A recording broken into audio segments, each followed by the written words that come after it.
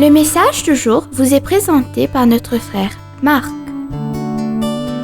Salut, chers bien-aimés de notre Père Céleste. Aujourd'hui, je veux vous partager « Allons au-delà du miracle ». Allons à Jésus lui-même.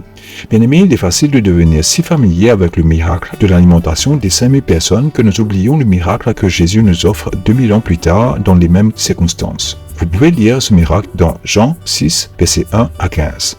Bien-aimés, tout le monde aime les miracles et souhaite qu'ils se produisent dans leur vie et dans celle des personnes qu'ils connaissent et chérissent. Mais mon point ici est d'aller au-delà du miracle lui-même et de nous concentrer sur ce que nous pouvons apprendre du miracle de Jésus. N'oublions pas que de nombreuses personnes ont suivi Jésus parce qu'elles ont vu les miracles qu'il a accomplis pour guérir les malades. Jean 6, verset 2.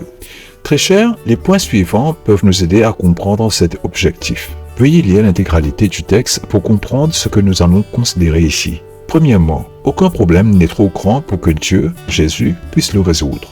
Très cher, quand Jésus est arrivé à destination, des milliers de personnes l'attendaient. Ils avaient chaud, étaient fatigués et affamés. Alors Philippe, l'un des disciples, s'inquiétait de chercher des solutions au problème de la faim. Jésus l'a exhorté à chercher une solution au sein même du Christ. Jésus voulait que Philippe comprenne que son problème était peut-être trop grand pour lui, mais il n'était pas trop grand pour le Christ.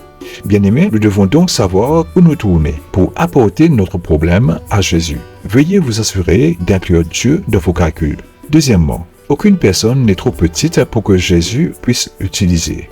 Très cher, Jésus a utilisé un petit garçon avec 5 pains d'orge et 2 petits poissons.